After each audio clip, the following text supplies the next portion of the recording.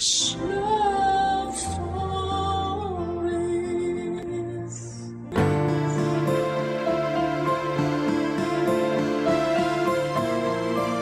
Ang pag-alis ng isang ina patungong ibang bansa ay isang desisyon na puno ng emosyon at sakripisyo.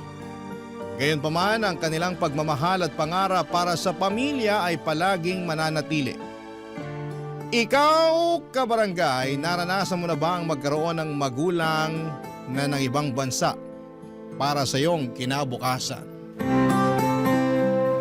Dear Papa Dudut, magandang araw po sa inyo at sa ating mga kabarangay. Ako nga po pala si Sheena at nais ko pong ibahagi sa inyong lahat ang kwento ko. Ako po ay only child at lumaki ako sa isang simple pero masayang pamilya kasama sina mama at papa. Maayos at puno ng pagmamahal ang childhood ko. Pero gaya ng karamihan sa mga pamilya, may mga pagkakataon din na nagkakainitan sina mama at papa. Habang lumalaki ako, nakita at naranasan ko yung mga tampuhan at away nila. Pero gayon pa man ay hindi ako nagtanim ng sama ng loob sa kanila. Habang tumatanda kasi ako, mas nare-realize ko na hindi madali ang maging magulang. Tao lang din sila. May limitasyon, napapagod at nagkakamali. Pero sa kabila ng lahat ay hindi naghiwalay sina mama at papa. Lagi nila akong ginagawang priority at sapat na yon para masabi kong mahal nila ako. At kahit papaano ay masasabi ko rin na maswerte pa rin ako. Hanggang sa dumating yung panahon na nawalan ng trabaho si papa. Doon na talaga nag-iba ang takbo ng buhay namin. Unti-unting dumami ang mga utang namin at halos araw-araw na nagtatalo ang mga magulang ko.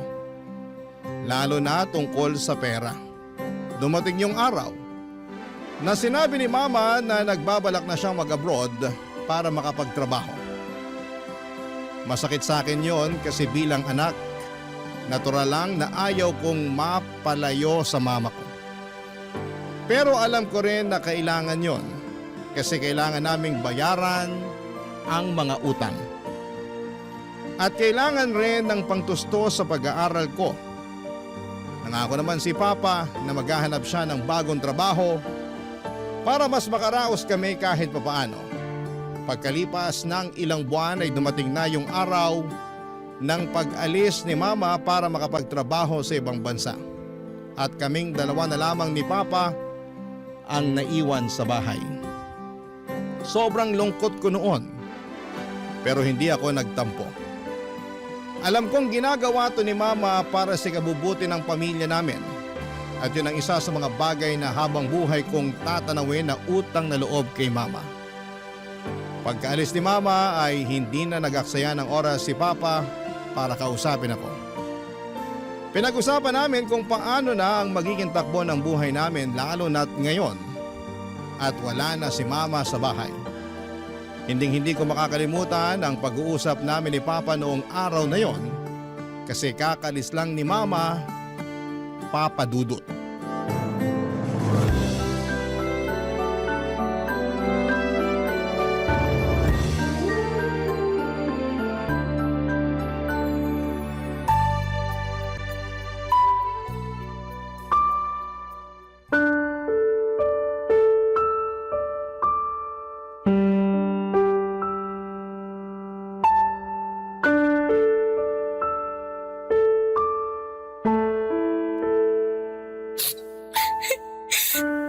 Tahan na, anak.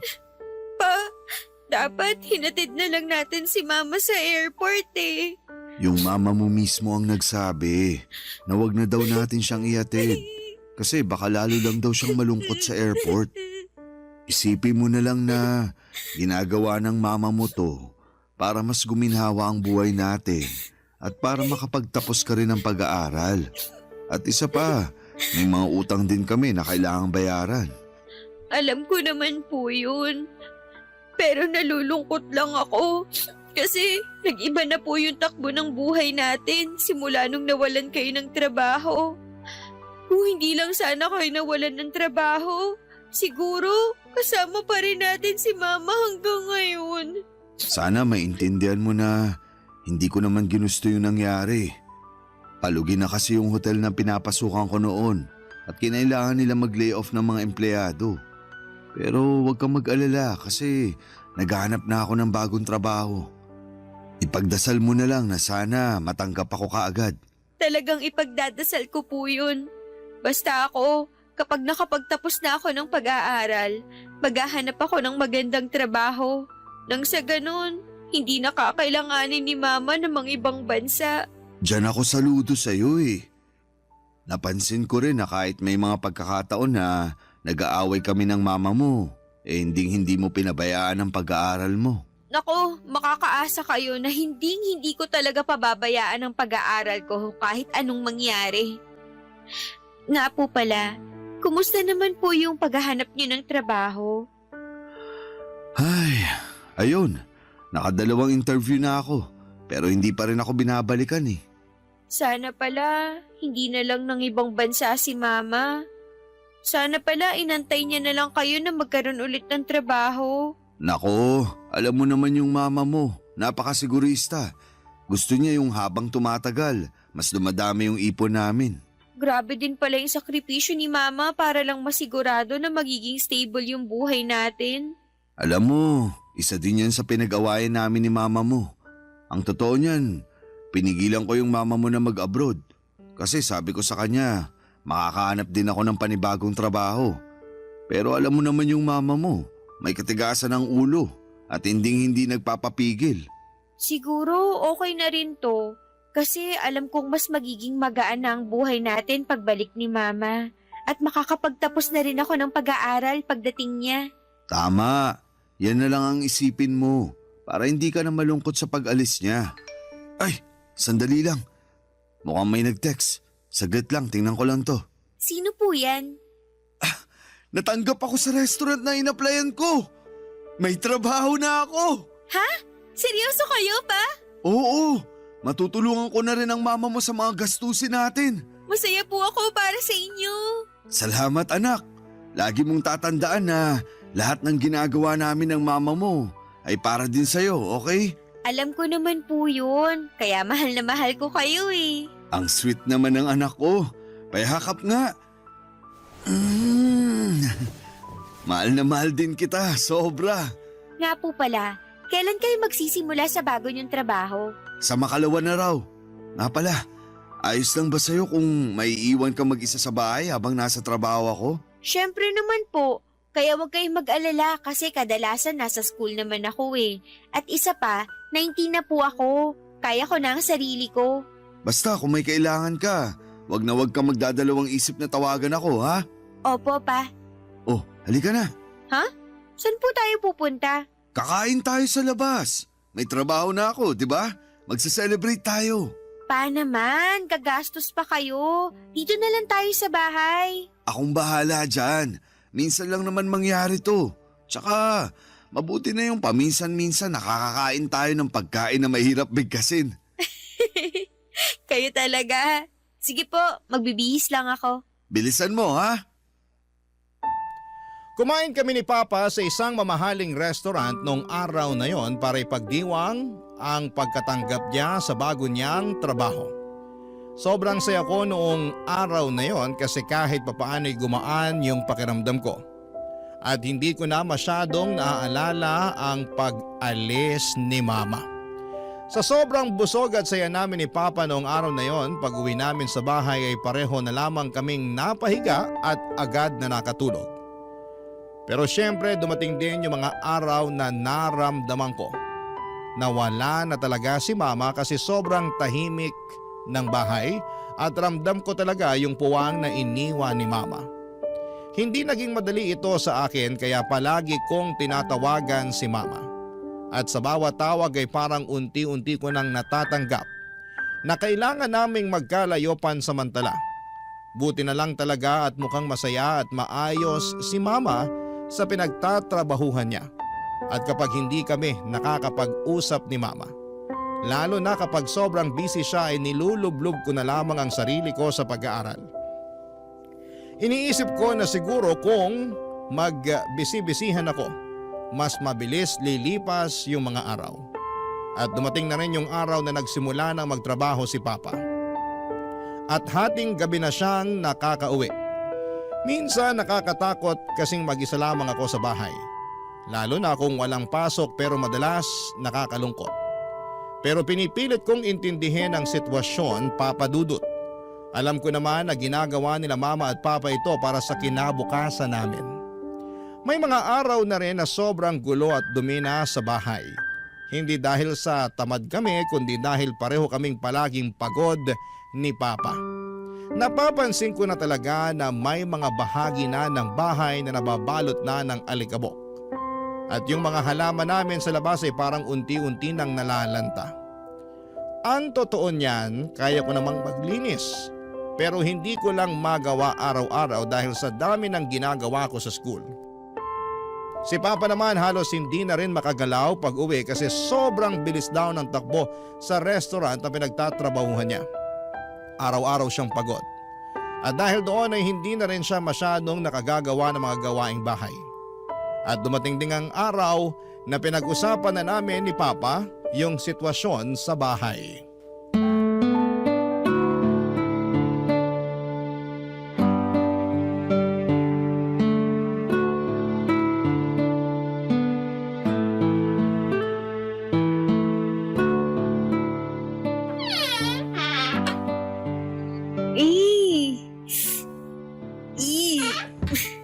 Ano ba yan, Kadiri? Oh, Sheena, anak. Anong ginagawa mo dyan? Ang baho na nitong cabinet sa ilalim ng lababo. Tapos may mga bubut at ipis na nagsisilabasan. Pasensya ka na talaga kasi sobrang nakakapagod yung trabaho ko sa restaurant. Kaya yan, wala na tuloy akong oras para maglinis. Naiintindihan ko naman po kayo. Ganon din naman ako kasi malapit na po yung midterms namin. Tapos may mga projects pa po ako. Kaya yan, napapabayaan ko na tuloy itong bahay. Sa palagay ko, mas makakabuti kung kukuha tayo ng kasambahay. Ano sa tingin mo? Okay naman po sana sa akin kaso Ano? baka kasi hindi natin mapagkakatiwalaan yan. Ang hirap po kasi magtiwala sa tao na hindi naman natin kaano-ano. Baka pag nakawan lang tayo niyan. Ganito na lang. Maghahanap na lang ako ng agency tapos doon tayo kukuha ng katulong. Okay ba sa'yo yun? Sige po, mas mapapalagay tayo kung sa agency tayo kukuha ng kasambahay. Huwag ka na ring mag-alala kasi ako na din ang kakausap sa mama mo tungkol dito, ha? Makikiusap ako sa mama mo na siya na muna yung sasagot sa sahod ng magiging katulong natin. Kasi alam mo naman, kakasimula ko lang sa trabaho. Basta, mag-focus ka lang dyan sa studies mo, okay? The best talaga kayo! Nga po pala, kumusta yung bago niyong trabaho sa restaurant? Kaya pa ba? Ang totoo niyan, nag-a-adjust pa talaga ako. Iba kasi yung experience ng pagiging supervisor sa hotel at pagiging supervisor sa restaurant. Naku po, yakang-yaka niyo yan! Pa, thank you nga pala ha. Thank you saan? Thank you kasi alam kong pareho kayong nagpapakapagod ni Mama sa trabaho para sa akin. Ano ka ba? Maniwala ka sa akin. Wala akong hindi kayang gawin para sa inyo ng mama mo.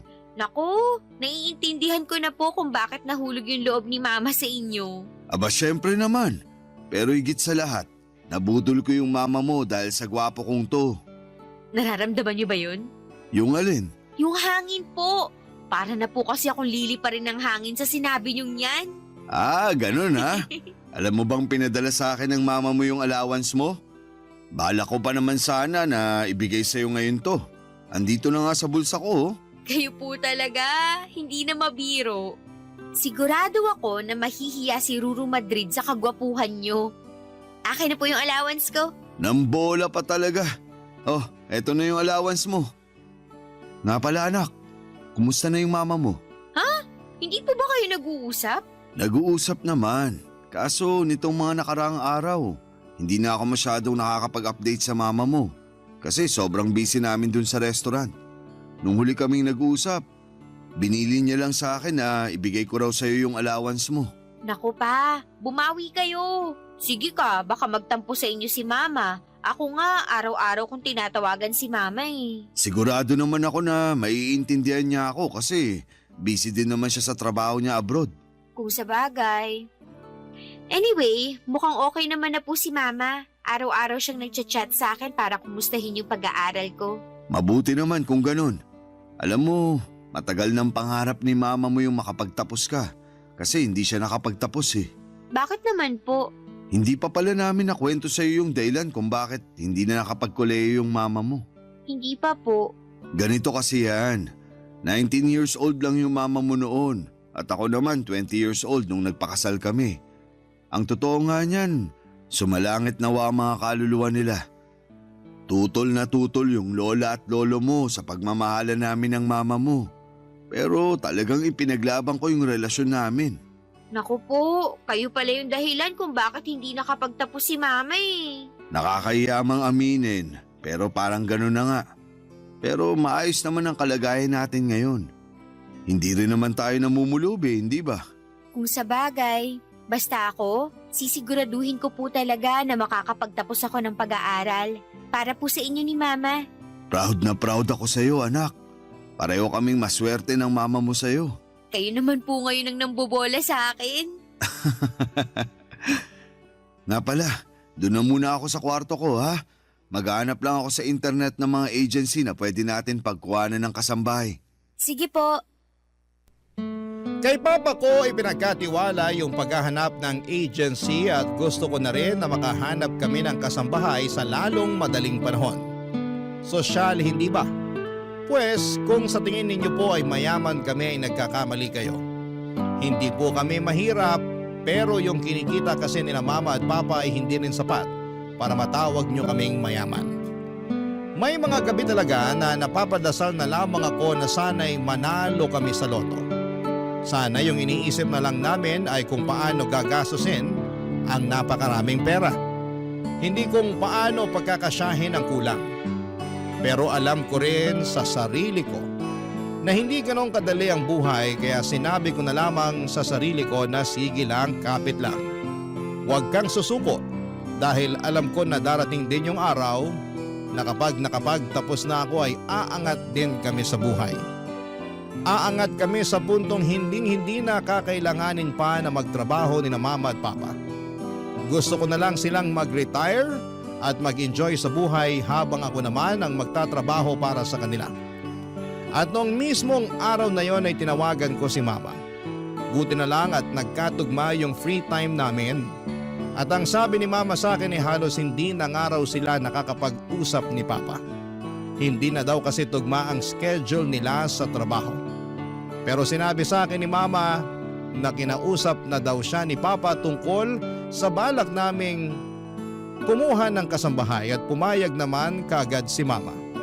Pero nakakalungkot na marinig na unti-unti nang nawawala na sila ng oras para sa isa't isa. Kaya tahimik ako nagdasal ng gabing yon. Hiningi ko kay Lord na sana'y hindi mapagod ang mga magulang ko at hindi lang sa trabaho, kundi pati na rin sa relasyon nila. Sana'y hindi mawala yung lambing, yung pag-unawa, yung pagmamahalan kahit na lubog na sila sa pagtatrabaho. Kasi sa totoo lang, sila na lang talaga ang sandigan ko. Sila Mama at Papa ang tanging inspirasyon ko kung bakit ako patuloy na nagsusumikap at nangangarap sa buhay, Papa Dudut. Barangay Love Stories. Barangay Love Stories. Dumating na rin ang araw na may nakontak na raw si Papa na magandang agency. At sa mismong araw din na yon ay may ipapadala na raw na kasambahay ang agency na tinawagan ni Papa. Ang totoo niyan, Papa Dudut, hindi pa rin ako mapakali. Ang ibig kong sabihin ay paano kung magnanakaw o may masamang balak ang makuha naming kasambahay. Ang dami kong iniisip pero pinilit ko na lamang natigilan na ang pag-overthink. Ang iniisip ko na lamang na sa wakas may makakatulong na rin sa amin ni Papa sa mga gawaing bahay. Na sa wakas ay hindi ko na kailangang tiisin yung baho at dumi ng cabinet sa ilalim ng lababo. At sa wakas ay madidiligan na ulit ang mga halaman namin at wala na rin akong makikitang alikabok at agyo sa bawat sulok ng bahay namin. At ang totoo niyan ay hindi ito ang unang pagkakataon na magkaroon ng kasambahay kasi nandito pa si Mama, siya talaga ang gumagawa ng mga gawaing bahay. Ang problema kasi hindi ko inakala na ganito pala kabisi ang buhay ng isang college student. Iba kasi nung high school, mas chill at mas manageable ang schedule ko. Kaya naman mas nakakatulong pa ako sa mga gawaing bahay. Pero sa college, halos lahat kailangan kong pagsabay-sabayin. Projects, deadlines, at requirements. Kaya na-realize ko na mas okay na rin na may kasambahay kami para mas makapag-focus na talaga ako sa pag-aaral. Napaisip nga rin po ako na sobrang swerte pala talaga ng mga Pilipino kasi balita ko mahal daw ang kumuha ng kasambahay sa ibang bansa. Kaya doon ko rin naisip na dapat ay i-appreciate natin ang pagkakataon na may kasambahay tayo. At yun na nga, Papa Dudut. Makalipas ang ilang oras ay dumating na rin yung kasambahay na inaasahan namin ni Papa.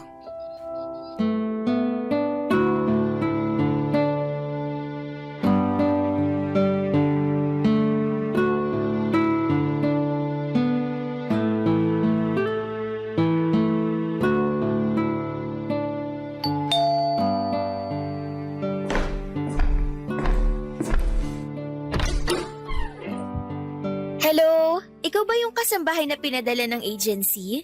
Ay oo, ako nga po. Halika, pasok ka. Maupo ka rito sa sala.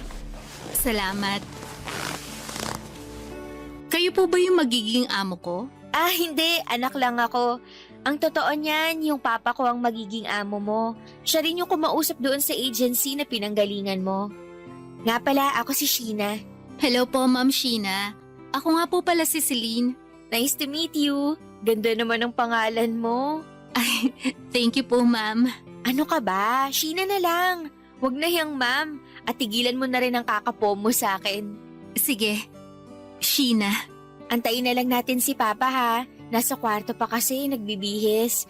Pagpasensyahan mo na lang kasi daig pa nun yung babae kung magpalit ng damit. Maiba ako. Gaano ka nakatagal nagtatrabaho bilang kasambahay? Mag-iisang dekada na rin po. Uy, totoo? Ang tagal na rin pala. Kaya nga ang totoo niyan wala namang problema dun sa huling pamilya na pinagsilbihan ko.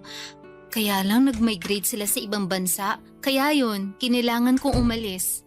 Ah. Uy pa, mabuti naman at natapos na rin kayo sa wakas. Akala ko hindi na kayo lalabas eh. Ito talaga, sobrang mainipin. Ay, nga pala, Celine yan si Papa Rodolfo ko. Siya ang magiging amo mo. At pa, siya si Celine. Siya yung kasambahay na pinadala ng agency. Kakadating niya lang. Ah, hello. Hello, sir. May maliit na kwarto dun sa dulo. Yun ang magiging kwarto mo, ha? Sige po, thank you. Magpahinga ka na muna ngayon. Bukas ka na magsimula. Nakakahiya naman. Pwede naman ako magsimula ngayon. Wala namang problema sa akin yun kasi sanay naman po ako sa gawaing bahay. Nako, Celine, tama si Papa. Huwag ka nang tumanggi. Magpahinga ka na lang muna. Sige po, ma'am. Ay, ano ba yan? Di ba kakasabi ko lang sa'yo na wag mo na akong tawaging ma'am? At tigilan mo na rin yung kakapo mo sa akin. Kay Papa lang bagay yan eh. Uy, grabe ka sa akin. Para mo na rin sinasabi na matanda na ako. Bakit? Hindi po ba? Ikaw talagang bata ka. Gusto mo bang pabalikin ko na lang si Celine sa agency niya para sa'yo ko na lang ibilin yung paglilinis dun sa maduming cabinet? Ay nako, Celine. Masasanay ka na sa amin kasi ganito talaga kami mag-asara ng Papa ko. Nakakatuwa nga kayong tignan eh. O ayan, dapat ganyan lang. Wala nang po at ma'am, maliwanag. Sige, Sheena. Perfect, di ba? Parang barkada lang. Ay nako. Oh, ikaw na munang bahala dyan kay Celine, ha? Papasok na muna ako sa kwarto. Sige pa. Halika, Celine. Bibigyan kita ng panandaliang house tour. Eto nga pala yung kusina. Pagpasensyahan mo na tong kusina ha, kasi medyo marumi. Ikaw nang bahala dito bukas ha. Huwag kang mag-alala. Bukas na bukas, pakikintabin ko tong kusina nyo. Ay, salamat naman. Alam mo ba, na hate ko talaga yung maglinis ng kusina. Mabuti na nga lang talaga at nandito ka na. Halika, may papakita pa ako sa'yo. Tapos, ito naman yung laundry area. Ayan, dyan ka maglalaba. Maganda yung laundry area nyo ang laki. Bukas sa bukas, sisimulan ko na rin ang paglalaba. Hulog ka talaga ng langit. Dito naman tayo. Tapos yan yung maliit namin na garden. Uy, pasuyo na lang ako sa mga halaman dyan ha. Karamihan dyan, halos hindi pa nga nadidiligan kasi sobrang busy namin ni Papa. Ako na bahala dyan. Ay, oo nga pala, bago ko makalimutan. Pahingi ako ng number mo para makontak ka namin kung sakaling wala kami ni Papa dito sa bahay. Eto yung cellphone ko, pakisave na lang yung number mo dyan. Sige. 0926. Ayan, nasave ko na. Perfect! Ako na rin ang magbibigay kay Papa nitong number mo. Sige na, pumasok ka na dun sa kwarto mo. Magpahinga ka na muna. Papadudod hang ako kay Celine na mga panahon na yon. Maayos niyang nagagawa lahat ng mga gawaing bahay mula sa paglilinis, pagluluto, paglalaba hanggang sa mga maliliit na bagay na minsan nakakalimutan na naming bigyan ng pansin. Wala akong masabi pagdating sa kalidad ng trabaho niya. Kasi talagang maayos at maasikaso siya. Hindi rin siya nagdadalawang isip tuwing may ipapagawa kami sa kanya. Kahit minsan ay sabay-sabay pa yon, kaya niya talagang pagsabay-sabayin nang hindi nagrereklamo. Siguro ay nakakatulong din na bata pa siya. Parang nasa late 20s pa lamang yung edad niya. Kaya may lakas pa at hindi siya kaagad napapagod. Isa pa sa mga pinaka na-appreciate ko kay Celine ay ang pagiging trustworthy niya. Sa tuwing wala kami ni Papa sa bahay, panatag ang loob namin. Walang nawawalang gamit at tuwing umuuwi kami ay maayos ang lahat. Malinis ang bahay, nakahain na ang pagkain at alam niya na kaagad ang gagawin kahit na hindi mo na siya utusan. Kaya kahit papaano ay gumagaan din ang buhay namin dahil sa tulong niya. Lumipas nga mga buwan at naging consistent naman ang performance ni Celine. Tahimik lamang siya, hindi madaldal pero kapag kinakausap mo, maayos naman siyang sumasagot at magaling din. Wala kaming naging issue sa kanya kaya siguro'y naging kampante rin kami sa presensya niya sa bahay. Pero isang araw, noong nagpaalam ako kay Papa na mag-overnight ako sa bahay ng kaklase ko para gumawa ng group project. At habang naghahanda ako ng mga dadalhin kong gamit ay napansin ko na nawawala yung flash drive ko. Sobrang importante po noong flash drive na yon kasi doon nakalagay lahat ng mahalagang files ko para sa school. Kaya naman nagpanik na ako at hinalughog ko talaga ang bahay para lamang mahanap yung flash drive ko na yon, papadudot.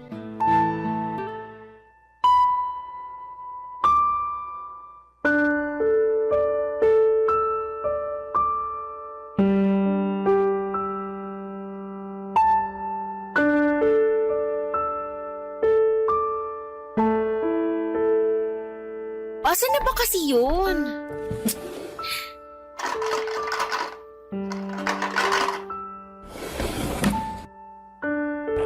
Nak, papasok ako ha. Oh, anong problema? Ba't di ka mapakali dyan? Yung flash drive ko po kasi nawawala eh. Ay, saan ko ba kasi nailagay yun? Huwag mo nang problemahin yun. Ibibili na lang kita ng bago. Hindi naman kasi yung flash drive yung pinoproblema ko eh. Yung pinoproblema ko, yung laman ng flash drive na yun. Grades ko sa school ang nakasalalay dito. Ikaw naman kasi. Alam mo naman pala na importante yun. Pero hindi mo pa rin iningatan. Nako pa, mamaya nyo na ako sermonan. Tulungan nyo na lang kaya ako. Celine, halika nga rito. Pambihira ka talagang bata ka. Bakit sir? Ano po yun? May napansin ka bang flash drive dito sa bahay? Ha? Flash drive, yung maliit na sinasaksak sa computer. Wala. Wala ako napapansin na ganyan dito sa bahay. Celine, tulungan mo na nga lang siya sa paghanap ng flash drive niya. Sige po, susubukan kong hanapin sa sala. Check mo kaya yung bag mo. Tapos na po, wala doon. Nakakainis naman eh. Kumalma ka nga. Hinga ng malalim. Baka mamaya nasa bulsa mo lang pala. bulsa. Ay, alam ko na! Oh, bakit? Dala-dala ko nga pala yung flash drive na yun sa school nung isang araw. Nilagay ko yun sa bulsa ng pantalon na sinuot ko. Hala, Oh, ano na naman? baka nalabanan ni Celine yung pantalon ko na yun. Kumalma ka. Puntahan mo na si Celine sa sala. Magtanong ka muna bago ka magwala. Celine! Sandali lang! Hindi ko pa rin nahahanap yung flash drive mo dito sa sala. Yung pantalon na sinuot ko nung isang araw, nalaban mo na ba? Hindi pa. Ay, salamat. Saan mo nilagay yun? Nasa laundry area. Nakatambak kasama ng ibang mga maruruming damit. Bakit? Yung flash drive ko kasi pakiramdam ko nandun. Ay, check ko lang ha. Eto yung laundry basket. Asan na ba yun? Ayan! Ay, sa wakas nahanap din kita. Oh, ano? Nahanap mo na ba? Opo, nasa loob nga ng pantalon ko. Mabuti na lang talaga at hindi pa nalalabhan to ni Celine. Sabi ko naman sa'yo, di ba? Ilagay mo na ulit sa laundry basket yung mga pinagkakakalat mo dyan. Doon lang ako sa sala. Sabihin ko kay Celine na nahanap mo na yung flash drive mo. Sige, ako na po ang bahala rito. Ang baho ng mga damit ni Papa. Kadiri. Mga lalaki talaga, kahit kailan dugyot. Sandali lang. Ano to? Parang papel. Hala, may naiwan atang pera si Papa dito. Matingnan nga. Ha? Resibo ng motel to ah. Pa, Oh, anak. Naayos mo na ba yung mga damit na pinagkakakalat mo? mukhang kayo ang may kailangang ayusin. Celine, umalis ka na muna dito. Iwan mo muna kami ni Papa. Sige. May problema ba? Paano to? Bakit may resibo kayo ng motel ha? Ano? Saan mo naman nahanap yan? Nakita ko sa bulsa ng shorts nyo. Wala yan, nak. May isang beses kasi sa trabaho na napagod ako. Kaya napagpasyahan ko na mag-check-in muna sa motel. Siguraduhin nyo lang po na nagsasabi kayo ng totoo. Madalang na nga lang kayo mag-update kay Mama, tapos lolokohin nyo pa siya?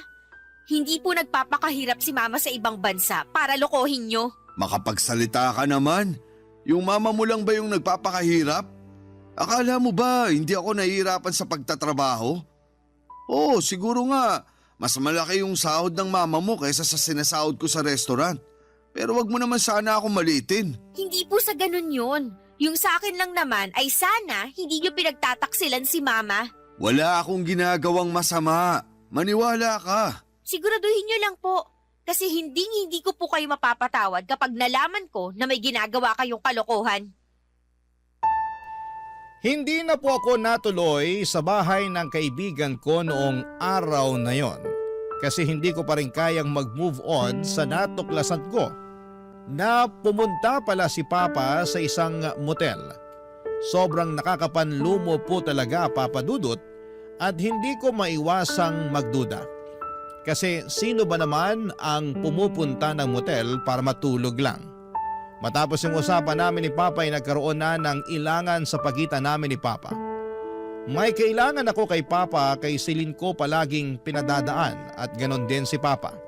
Naawa talaga ako kay Celine noon kasi siya yung palaging naiipit sa gulo namin ni Papa. Nagtatrabaho lang naman siya na maayos tapos ngayon ay nadadamay pa siya sa ilangan namin ni Papa. Nagdalawang isip din po ako kung ikakwento ko kay Mama yung tungkol sa resibo ng motel. Kasi ayokong ma-stress si Mama at baka magkagulo pa kami. Kaya naman nanahimik na lamang ako. Pero totoo po, ang hirap magpanggap na okay lamang ako at minsan ay napapaisip ako kung tama ba ang ginagawa ko na hindi sabihin kay Mama yung tungkol sa natuklasan ko. Nang mga panahong yon ay tanging ginawa ko na lamang ay nag-focus sa pag-aaral para hindi ko na maisip ang lahat ng yon. At sa totoo lang ay nagtataka ako kung bakit may ilangan sa pagitan namin ni Papa. Pero isa lang ang alam ko, hindi ako magpapakumbaba para kausapin si Papa kasi siya naman tong nahuli ko na may resibo galing sa motel, hindi ba? Minsan kahit na nababahala ako sa lahat ng nalaman ko kahit papaano, ay inunawa ko pa rin si Papa kasi baka nga naman may magandang dahilan siya at nagpapahinga lang talaga siya sa motel noong araw na yon. Napagtanto ko rin na baka masyado lamang ako naging mapanghusga sa lahat ng mga nangyari, Papa Dudut. Pero ano nga kaya ang totoong kwento ng resibo sa motel? Barangay Love Stories. Barangay Love Stories. Noong nagkaroon kami ni Mama ng pagkakataon na mag-usap ng mas matagal, pasimple ko siyang tinanong tungkol sa mga pinag-aawayan nila ni Papa noong nandito pa si Mama sa Pilipinas. Kasi Papa Dudut, madalas ko silang marinig na nag-aaway ni Mama pero ni minsan ay hindi ko inalamang kadahilanan. Sabi ko kasi noon ay problema nila yon bilang mag-asawa at ayoko na sanang makialam pa. Pero ngayon, nawala na si Mama at kami na lamang ni Papa ang natira sa bahay, parang nararamdaman ko na may karapatan na akong malaman ang mga bagay-bagay. Kinuwento sa akin ni Mama na matagal na pala niyang may hinala siya na may ibang babae si Papa. Pero palagi raw itong tinatanggi ni Papa. At hindi na rin pinatagal ni Mama ang isyo kasi wala naman siyang pruweba na makakapagpatunay na nambababae nga si Papa. Noong sinabi niya yon, gustong gusto ko na sanang isumbong sa kanya yung nakita kong resibo ng motel. Pero pinili ko na lamang na manahimik.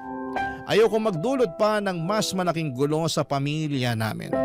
May mga kaibigan ako na lumaki sa broken family at nakikita ko kung gaano kalalim ang sakit at depression nila dahil hindi nagkakaayos ang mga nanay at tatay nila.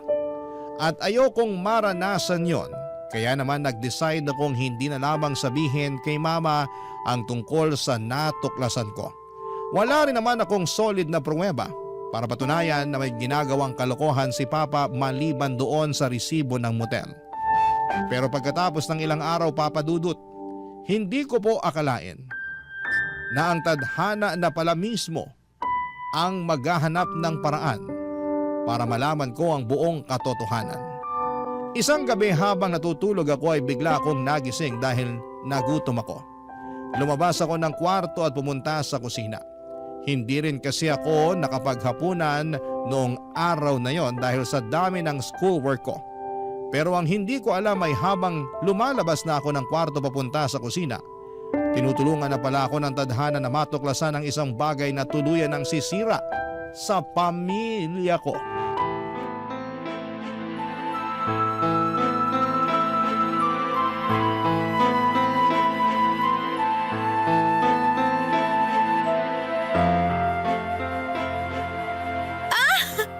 May kiliti ako dyan, ano ba? Wala kang magagawa kasi paliligayain kita ngayong gabi. Teka lang, paano si Sheena? Huwag kang mag-alala. Tulog na yun. Napagod sa dami ng projects niya. Perfect! Akong bahala sa'yo. Anong ibig sabihin nito? Walang yakang babae ka? Sheena, tumigil ka! Walaan ka Wala kaming ginagawang masama. Huwag mo akong gawing tanga pa. Dinig na dinig ko sa labas yung paglalandian nyo. Anak, magpapaliwanag ako. Sige, ngayon nyo itanggi na wala kayong ginagawang kabulastugan. Grabe, napakawalang iya nyo. Hindi nagpapakapagod si Mama sa ibang bansa para lang pagtaksilan nyo. Palagi mo na lang pinaparamdam sa akin na mas malaki yung naaambag ng mama mo sa pamamahay na to. Na mas may pakinabang yung mama mo kaysa sa akin. Hindi ko ginusto na mawala ng trabaho sa hotel. Akala mo ba madali sa akin tanggapin yung mas malaki pa yung naiaambag ng mama mo sa pamamahay na to kaysa sa akin? Isang malaking kahihiyan sa akin yon bilang ama mo. Hindi ko gusto yung pakiramdam na nakatunga nga lang ako kasi ayaw kitang bigyan ng oportunidad na iparamdam sa akin na inutil ako. Sandali lang, nakatunga nga. Akala ko ba may trabaho kayo sa restaurant? Wala yun. Nabigla lang ako sa sinabi ko. Utang na loob. Alam ko nagsisinungaling kayo. Ganyan na ganyan yung mukha nyo nung nalaman ko yung tungkol sa resibo ng motel. Rodolfo, sabihin mo na lang sa batang yan ang totoo. Manahimik ka, hindi kita kinakausap. Napakabastos mo talaga. Wala kang modo sa mga nakakatanda sa'yo. Ang kapal din naman pala talaga ng mukha mo. Ikaw pa tong may gana ngayon na magtapang-tapangan? Kung ano ang kinaganda ng pangalan mo, yun ang kinapangit ang ugali mo. Ahas ka! Sumusobra ka na! Tumigil na kayo! Oo na, inaamin ko na. Hindi pa ako nakakapaghanap ng bagong trabaho simula nung natanggal ako sa hotel. Ano pang tinatago niyo sa akin, ha? Matagal na kami magkakilala ng papa mo. Ano? Celine! Wala nang dahilan para itago natin sa kanyang katotohanan. Total, nagwawala na naman siya. Sasabihin ko na sa kanya ang totoo para manahimik na siya. Oo, katrabaho ko ang papa mo sa hotel noon. Ang totoo nga niyan, ideya ng papa mo ang lahat ng to. Siyang nakaisip na pagpanggapin akong katulong nyo. Sa ano, masaya ka na? Wala kayong kasing sama. Magsama kayo sa impyerno.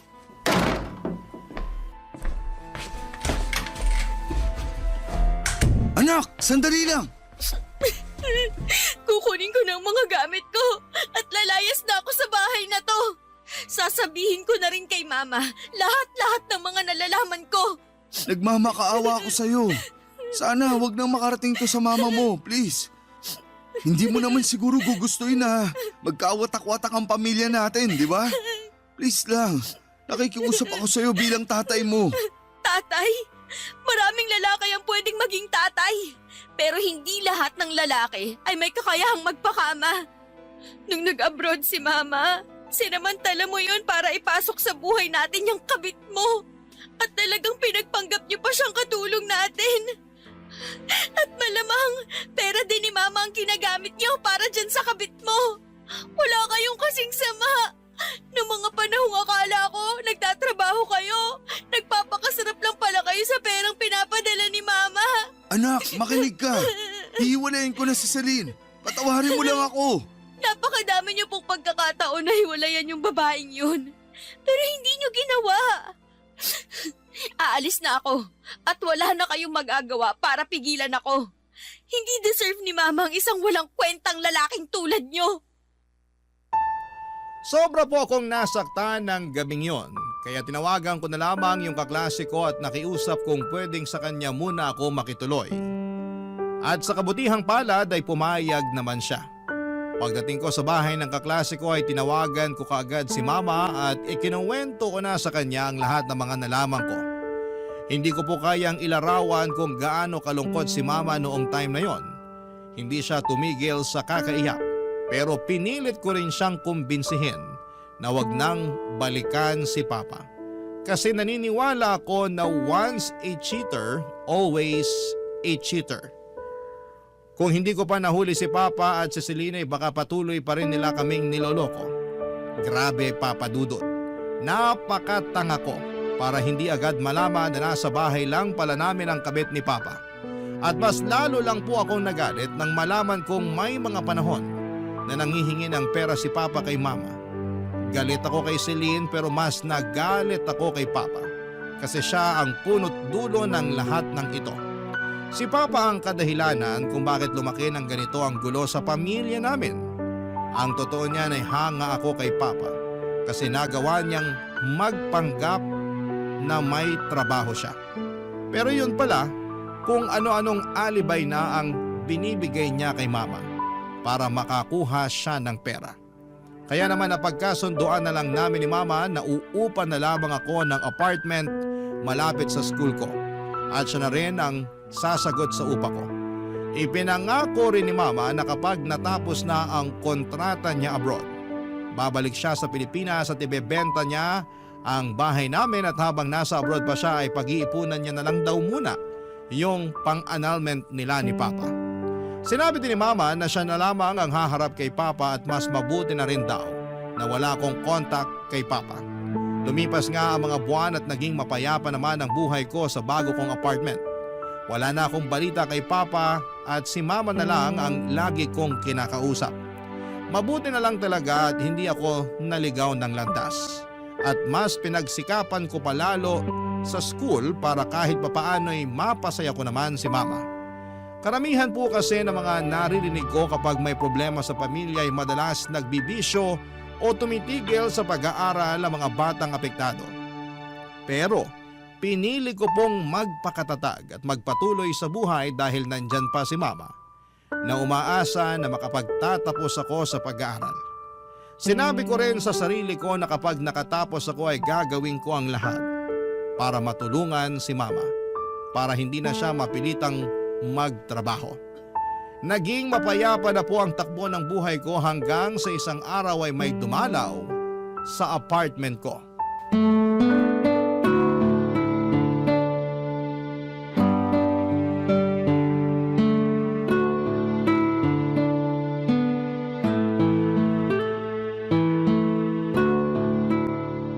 Siyempre naman, Ma.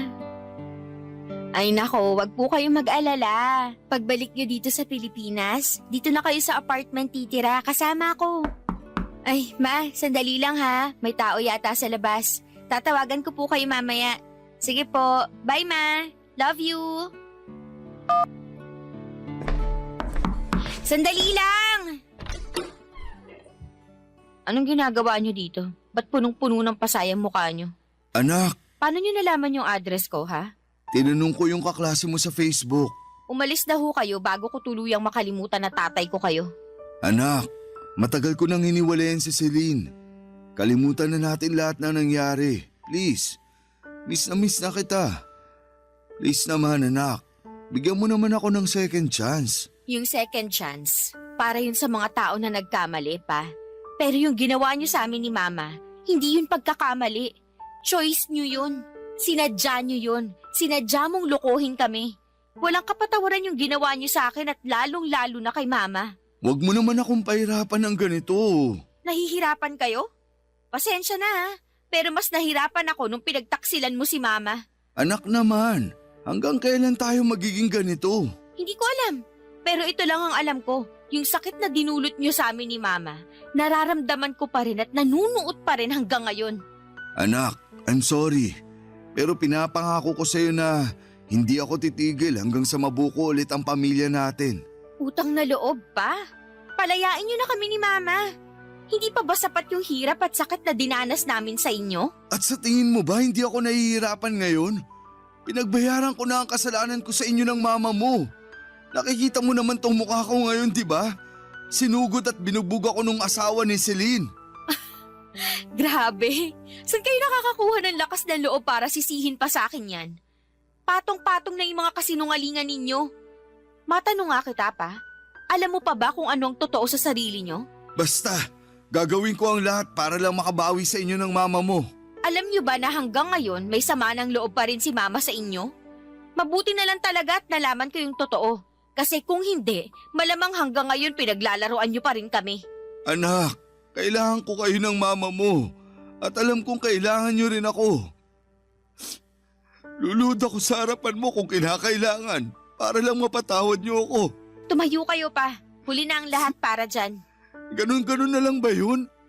Itatapon mo na lang ang lahat ng pinagsamahan natin bilang isang pamilya? Kayo ang tumapon sa lahat ng yun. Huwag po kayong pa-victim kasi hindi po kayo ang biktima dito. Kami. Kami ni Mama ang biktima dito. Kami ni Mama ang biniktima nyo. Sige na po, umalis na kayo. Wala na tayong dapat pag-usapan pa. Wala kang karapatan na tartuhin ako ng ganito. Papa mo pa rin ako. Papa ko lang kayo sa papel na pwede kong punitin kung kailan ko gusto. Alam kong may nagawa akong kasalanan. Pero sumusobra ka na sa pagsagot-sagot mo sa akin. Wala kang galang at respeto sa sarili mong ama. Buong buhay ko minahal at nirespeto ko kayo. Buong buhay ko hinangaan ko kayo. Pero hindi na kami magpapaloko sa inyo. Antayin niyo na lang ang tawag ni Mama.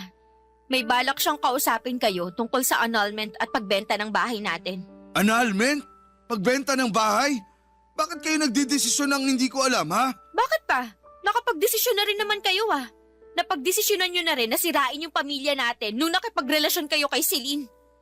Grabe, ang dami niyong ginawa para lang mapanindigan at maitago yung pagtataksil niyo. So ano? Mas gugustuhin mo ba na magkawatak-watak na lang tayo? Ganun ba yun? Parang gano'n na nga. Mas gugustuhin ko na lang na magkaroon ng pamilyang watak-watak kesa sa magkaroon ng isang ama na taksil at manloloko. Babalik na ako sa loob at parang awa niyo na, umalis na ho kayo. Kung hindi tatawag na talaga ako ng pulis. Anak, buksan mo to. Patawarin mo na ako. Sisiguraduhin ko na itutuloy ni Mama yung annulment at pagbenta ng bahay natin. Huwag mo namang gawin sa akin to. Parang awa mo na, buksan mo to. Umalis ka na, Pa. Kung kayo rin lang naman ang magiging papa ko, mas mabuti nang wala na akong ama. Simula sa araw na to, pinapalaya ka na namin ni Mama. Aaminin ko po na sobra akong nakonsensya sa mga sinabi at ginawa ko kay Papa ng araw na yon. Pero hindi nyo rin naman po ako masisisi kung nangibabaw ang galit at sakit ko. Kasi hindi madaling tanggapin ang ginawa ni Papa. Siguro may mga ibang tao na magsasabi na patawarin mo na kasi Papa mo pa rin naman yan. Pero para sa akin ay hindi pwedeng gamitin na rason ang pagiging tatay o ama para pagtakpan ang isang kasalanan. Ang pagiging tatay ay hindi nangangahulugang may karapatan silang mag-iwan ng napakalalim na sugat. Hindi pagkakamali ang ginawa ni Papa kundi isang desisyon. Sinadya niyang pagpanggapin itong si Celine na maging kasambahay para lamang magkaroon sila ng quality time. Minsan nga naiisip ko na baka sinadya niya talaga na hindi linisin ang bahay para maisingit ang ideya na kumuha ng kasambahay. At ang totoo po niyan, hindi ko alam kung saan nagpupunta si Papa tuwing wala siya sa bahay. At ang totoo niyan ay wala na akong balak alamin yan kasi hanggang ngayon, nanggigigil at nanggagalaiti pa rin ako. Tuwing naalala ko ang mga ginawa ni Papa at kung paano niya kaming pinagmukhang tanga at pinaikot ni Mama. Tuluyan ko nang pinutol ang ugnayan ko kay Papa, blinako na po siya sa mga social media at pagkatapos ng araw na yon ay hindi na siya nagpakita o nagtry na makipag-communicate sa akin. Napaisip ako na ang dali niya namang sumuko kaya mas lalo ko na lamang nararamdaman na tama ang naging desisyon ko na tuluyan nang tanggalin si Papa sa buhay ko. Pero sa totoo lang, hindi ko pinagsisisihan yon kasi yon ang nagbigay sa akin ng peace of mind. Lumipas ang ilang taon at nakagraduate na rin po ako at sa wakas ay sobrang saya ko kasi nakabalik na si Mama sa Pilipinas. At nakahabol pa siya sa graduation ko. At doon ko na rin pinatuloy si Mama sa apartment na inuupahan namin. At pagkatapos ng ilang araw ay nakipag-ugnayan na si Mama kay Papa. And eventually pumayag na rin si Papa na ituloy yung annulment at pagbenta ng bahay kasi may iba pa palang babae si Papa. At may anak na rin sila. Sobrang babaero ni Papa. At mas lalo niyang pinatunayan na hindi siya karapat-dapat na maging parte ng buhay namin. Kinalaunan ay nag-grant ang annulment at naibenta na rin po ang dati naming bahay. At ginamit namin ni Mama ang pinagbentahan ng bahay para bumili ng maliit na kondo. At hanggang ngayon ay napapakinabangan pa rin namin ang kondo na binili namin. At ang huling narinig ko ay nalulong na daw si Papa sa pagsusugal at iba pang bisyo. At naubos yung share niya sa pinagbentahan ng bahay. Ang sabi pa nga sa akin ni Mama na nag-message daw si Papa sa kanya at humihingi ng pera. Pero blinak siya ni Mama. At hindi na rin namin sinabi sa kanya ang address ng kondo na nabili namin. Tuluyan na talaga namin siyang binura sa buhay namin. Papa Dudut, alam ko na hindi masaya ang ending ng kwento ng buhay ko pero masasabi ko na at least nakalaya na kami sa buhay na puno ng kasinungalingan at panlilinlang. Maraming salamat po at binigyan niyo ako ng pagkakataon na maibahagi sa inyo ang parte ng buhay ko na puno ng sakit. Salamat po and more power po sa Barangay LS. And God bless po sa inyo. Ang inyong forever kapuso at kabarangay, Sheena. Anong say mo sa Barangay Love Stories na ito? Pagkwentuhan natin sa comment section yan.